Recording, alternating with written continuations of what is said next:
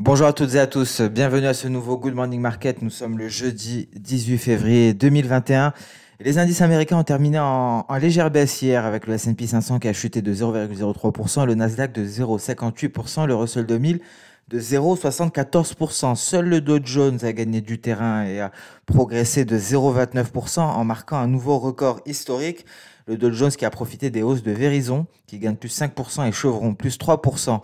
Après l'annonce d'un investissement de Berkshire Hathaway dans ces deux sociétés, à noter également que le secteur de l'énergie a gagné 1,5% grâce à la hausse des cours du pétrole. Une hausse qui, nous l'avons vu hier lors de la vidéo matières premières et fondamentaux, est soutenue par la vague de froid historique au Texas, ce qui a entraîné une baisse de 40% de la production de pétrole WTI, suite notamment à l'arrêt de puits et de raffineries. On l'a vu également hier, ça a entraîné une explosion de la demande de carburant, un carburant qui permet de pallier à ces pénuries d'électricité en vue tout simplement de se chauffer face à une vague de froid sans précédent.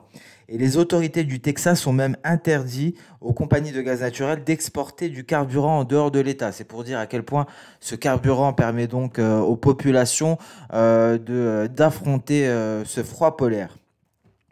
Nous avons pris connaissance dans le même contexte des données de l'API qui ont fait état d'une baisse de 5,8 millions de barils des stocks hebdomadaires de pétrole brut américain. On s'attendait à une simple baisse de 2,2 millions de barils. Lors de la session en Asie-Pacifique, on a pu constater également des replis avec tout d'abord le Nikkei japonais qui a clôturé en baisse de 0,19%, le S&P ASX 200 australien est resté quasiment à l'équilibre. Le Kospi coréen a baissé de 1,2% et les indices chinois se sont repliés suite de retour de congé après le nouvel an lunaire. Alors, nous avons pris connaissance hier également des minutes du procès-verbal du FOMC qui a montré que les banquiers centraux pensent qu'il faudra un certain temps pour remplir les conditions d'un assouplissement du QE, du quantitative easing. Le compte-rendu du FOMC confirme sans surprise que la Réserve fédérale américaine compte demeurer accommodante et selon Rosengren, il ne faut pas s'attendre à ce que l'inflation atteigne durablement 2% d'ici 2023. Concernant la pandémie, à noter que Pfizer a déclaré que de nouvelles données montraient qu'une simple dose de son vaccin contre le coronavirus était efficace à 93% après 2 semaines. Et donc la société a encouragé les pays à passer à un dosage unique. Je vous rappelle que ce sont 2 doses qui sont recommandées. Moderna a déclaré que son vaccin fonctionne contre tous les variants du coronavirus, mais que les résultats pour la souche sud-africaine ne sont toujours pas suffisamment clairs. Aux États-Unis, la Maison-Blanche s'est engagée à remédier à la pénurie de puces sur le marché automobile et sur le vieux continent, le gouvernement de Draghi a obtenu un vote de confiance au Sénat italien. On notera également l'OSI, le dollar australien, qui s'est apprécié suite à la publication du rapport sur l'emploi pour le mois de janvier. L'emploi qui a considérablement augmenté de 291 000, on s'attendait à 40 000. À noter que le taux de chômage a baissé à 6,4% alors que 6,5% était attendu et le Bitcoin qui est aux alentours des 52 000 dollars. On va en parler plus dans le détail. Avant cela, le calendrier économique du jour, un calendrier économique qui sera marqué par le procès-verbal de la BCE, mais on aura également une décision sur les taux de la CBRT. Je vais donc cocher ici la Turquie, c'est déjà fait.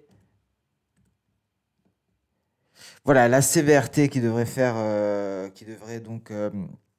publier sa décision à partir de midi à 13h30, le procès-verbal de la BCE. Et donc, par la suite, on prendra connaissance de données sur le marché de l'immobilier. Voilà, les données sur le marché de l'immobilier aux États-Unis à 14h30, donc permis de construire et les mises en chantier. Et les demandes d'allocation chômage aux États-Unis également rythmeront ces séances. Ce sont les demandes hebdomadaires. On prendra connaissance également à la même heure de l'enquête de la Réserve fédérale américaine de Philadelphie pour le mois de février.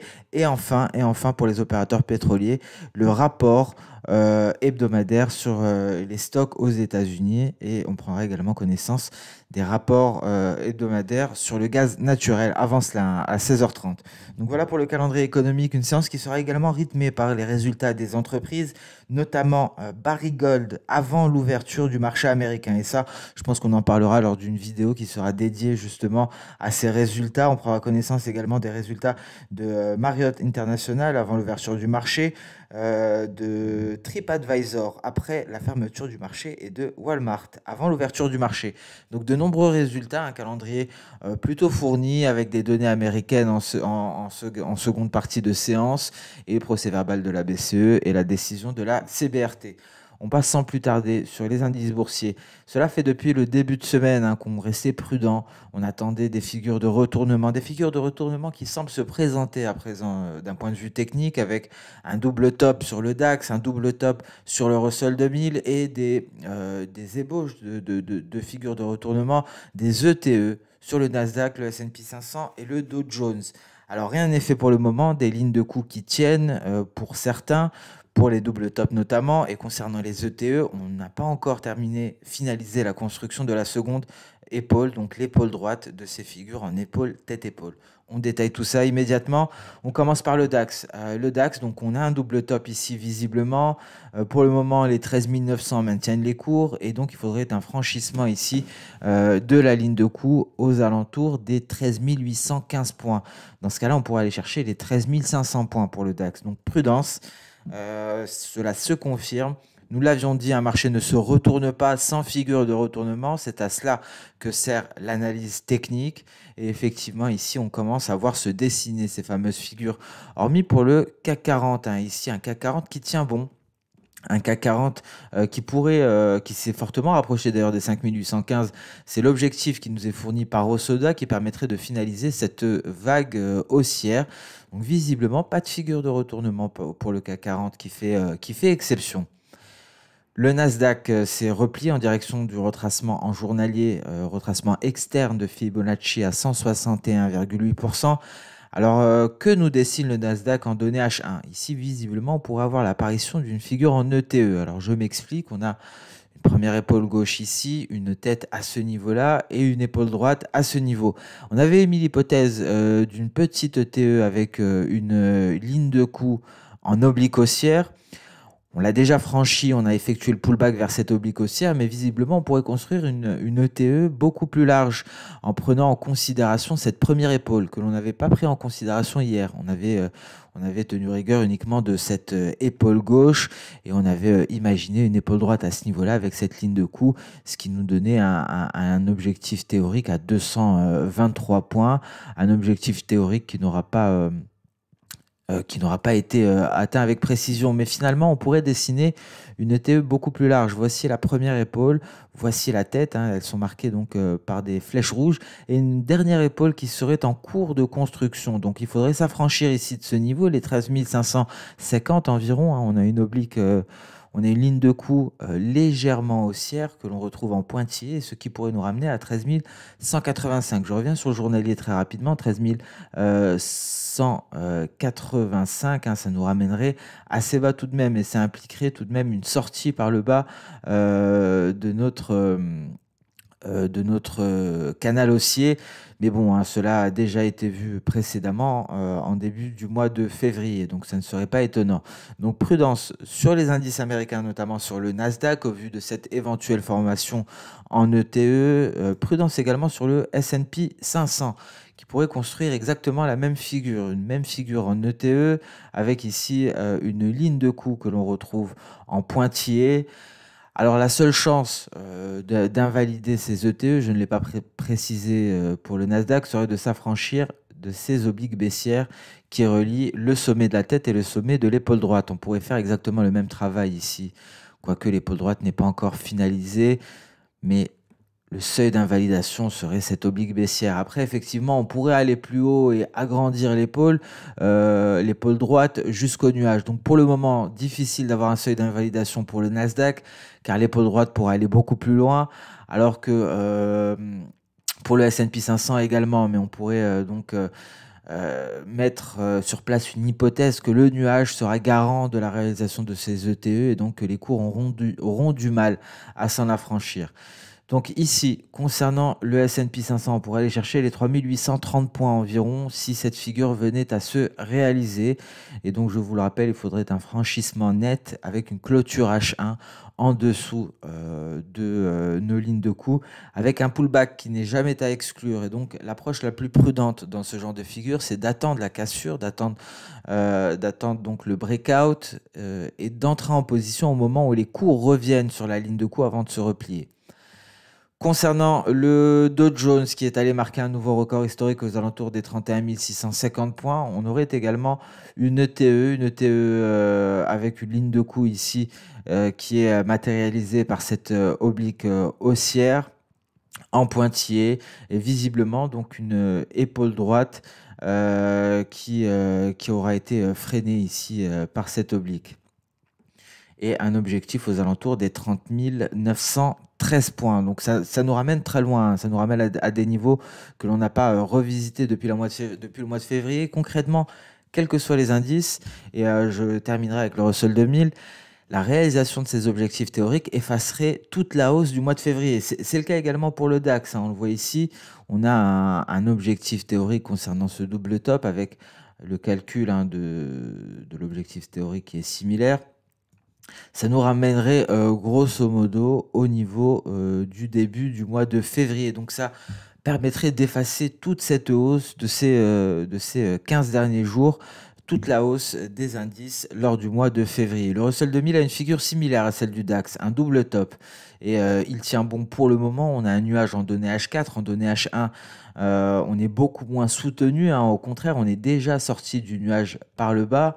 Et donc on peut carrément retirer Ishimoku, hein, pour bien voir la figure chartiste en cours de formation, parce qu'ici on a déjà eu une cassure de la ligne de coût, une ligne de coût que l'on pourrait placer au niveau de ce creux à 2247, mais on est allé en pullback, on a tenté de réintégrer, donc peut-être que la ligne de coût serait à 2260, hein, ce serait la seule hypothèse. Pour le moment ça tient bien et donc ça nous permet d'avoir un objectif théorique plus précis vu qu'on on a plus de certitude concernant la ligne de coût, vu qu'on a déjà eu un pullback et l'objectif théorique serait à 2200 points et ça nous ramène concrètement à des niveaux du début du mois de février. Donc encore une hausse qui pourrait être effacée, une hausse mensuelle en cas de réalisation de cet objectif théorique. On a déjà eu un gros signal d'alerte ici en allant marquer un creux hier aux alentours de 17 h. Donc concrètement, la prudence est de mise sur les indices américains. Il faudrait un réel catalyseur haussier pour permettre à ces derniers de se redresser, surtout face à ces figures de retournement, que ce soit en ETE, épaule tête épaule, ou en double top, ou comme on dit en double sommet. Le Bitcoin est allé marquer un nouveau record historique, une hausse qui se renforce, 52 310. On est légèrement en dessous des 52 000 $ actuellement sur le Bitcoin. Qu'en est-il des matières premières? C'est surtout l'énergie, hein, qui nous aura marqué dernièrement avec ce qui se passe au Texas, mais également le repli du gold. Le gold qui tente de retrouver des couleurs et qui tente d'aller tester les 1800 $ l'once, hein, peut-être un pullback en direction de cette oblique haussière qui a été légèrement déplacée, j'ai l'impression. Voilà, elle est beaucoup plus précise actuellement. Tenter, hein, de relier ce creux à celui-ci. Et donc peut-être un éventuel pullback qui permettrait d'aller tester les 1800 $ l'once. 1800 $ l'once, c'est aux alentours ici de la projection d'Osoda qui avait été atteinte récemment, permettant de finaliser cette vague baissière. Et donc après cela, il y a deux scénarios. Soit on parvient à se redresser, ça dépendra en grande partie du billet vert, pour aller chercher les 23,6% ce retracement de Fibonacci, soit on approfondit le repli, je reviens en journalier très rapidement, et on va chercher les 1730 $ l'once. Qu'en est-il du pétrole WTI? Alors prudence ici, on pourrait assister à une correction conséquente, Nous sommes en train de tester cette fameuse oblique baissière. On remarque la faiblesse du pétrole WTI à ce niveau-là. Hier, lors de la vidéo matières premières et fondamentaux, on avait même décortiqué, si je puis dire, le mouvement haussier sur le pétrole Brent. On a ajouté à notre analyse technique les cycles d'eau soda et on a décortiqué toute cette hausse en plusieurs vagues haussières. Et donc ici, on avait parlé de justement cette divergence avec l'euro-dollar et justement le pétrole WTI qui pourrait réduire cette divergence, une divergence qui s'est à nouveau creusée récemment. L'euro-dollar tentait de la combler quelque peu, mais il l'a creusée suite au renforcement du billet vert, un billet vert qui se replie actuellement. On va en parler lorsque l'on va aborder le marché des changes. Mais attention, le pétrole WTI pourrait se replier pour combler quelque peu la divergence de son côté, avec un Brent également qui se replie à l'heure actuelle, qui pourrait aller chercher les 60 dollars. Donc ça c'est le WTI, pardon. Le WTI qui pourrait aller chercher les 60 dollars en vue d'aller justement combler cette divergence. On remarquera que l'on a atteint très précisément la projection de Soda qui permettait de finaliser cette vague haussière, donc les 62 dollars 20. Un pétrole qui a été largement soutenu par la situation au Texas. Mais prudence, je suis tout de même mitigé car cette situation au Texas devrait se prolonger jusqu'à la fin de la semaine. En tout cas, pour l'heure, on semble clairement marquer une pause. Le plus probable en cas de poursuite de ce repli serait un retour à la moyenne, un retour à la Kijun, légèrement en dessous des 61 dollars le baril. Mais on aura le rapport hebdomadaire sur les stocks et ça pourrait jouer également. Le Brent, lui, pourrait aller, donc deux scénarios pour le Brent, soit on va chercher les 60 dollars en cas de repli, et donc on va se rapprocher de ce creux, soit c'est direction les 68 dollars concrètement. Et là, la situation au Texas est un facteur positif, la publication des stocks jouera également sur le très court terme, et on avait noté hier que le Brent était assez éloigné quant à lui de son oblique baissière de long terme, contrairement au pétrole WTI. Donc le Brent qui n'est pas en contact de cette oblique baissière quand le pétrole WTI est directement dessus et se replie même à son contact. Donc une situation assez complexe sur les pétroles, c'est pour cela que l'on a pris le temps hier de les aborder. Le gaz naturel en tout cas a pratiquement réalisé l'objectif que l'on s'était fixé depuis les difficultés, depuis la vague de froid que l'on constate au Texas. On est très proche des 3,345, un objectif qui pourrait être atteint aujourd'hui. Et ensuite, on pourrait se replier quelque peu lorsque la situation se normalisera au Texas. Donc, belle hausse ici. Sur le nat gaz, c'était assez facile honnêtement pour une fois sur le gaz naturel, un gaz naturel qui est très difficile à dompter. Cette fois-ci, vu la vague de froid au Texas, c'était assez simple. Il fallait simplement avoir un objectif. L'objectif fourni par Osoda n'a pas été atteint pour le moment et donc cela correspondrait très simplement sans les projections d'Osoda au sommet qui avait été atteint à ce niveau-là au mois de novembre 2020. Grosso modo, c'était l'objectif de cette hausse sur le gaz naturel. On passe à présent sur le marché des changes. Un marché des changes qui débute par un repli considérable du dollar. Donc vous devinez toutes les secousses que cela provoque sur les différentes paires de devises. Qui dit repli du billet vert dit hausse de l'euro-dollar. Un euro-dollar à 1,2067. Un euro-dollar qui n'a pas atteint la barre, le seuil psychologique des 1,20 qui s'est arrêté à 1,2020. Et donc ici, en données intraday, on est sur ce creux-là. Le creux, on a rebondi sur le creux du 8 février, donc ce qui nous avait permis de tracer une vague haussière d'Osoda qui avait atteint son objectif, qu'il avait même surpassé avant de repartir à la baisse. Et donc ici, on tente de réintégrer le nuage, on tente d'aller rallier les 1,2090. On pourrait assister à un rejet en cas de reprise du billet vert, un rejet d'intégration du nuage. Donc prudence pour le moment sur l'euro-dollar.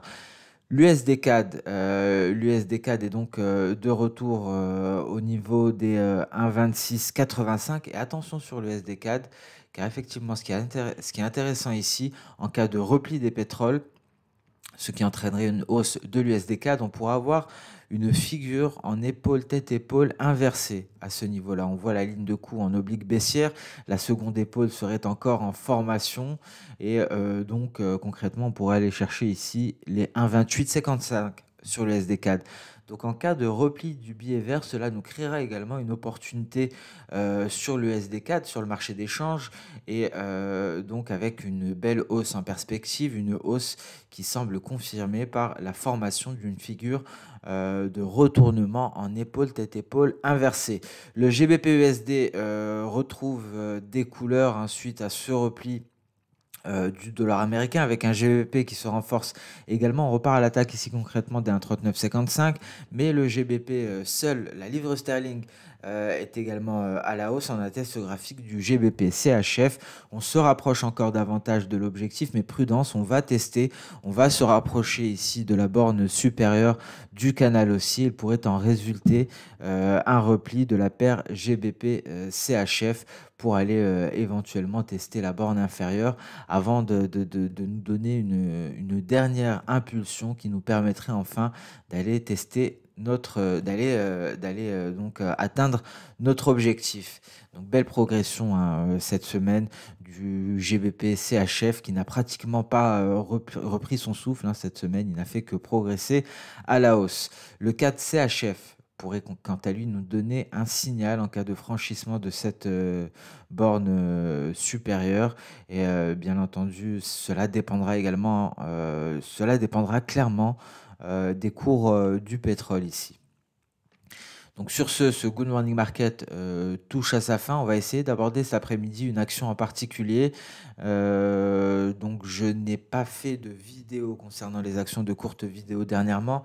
Il n'y avait pas d'événement majeur à ce niveau-là.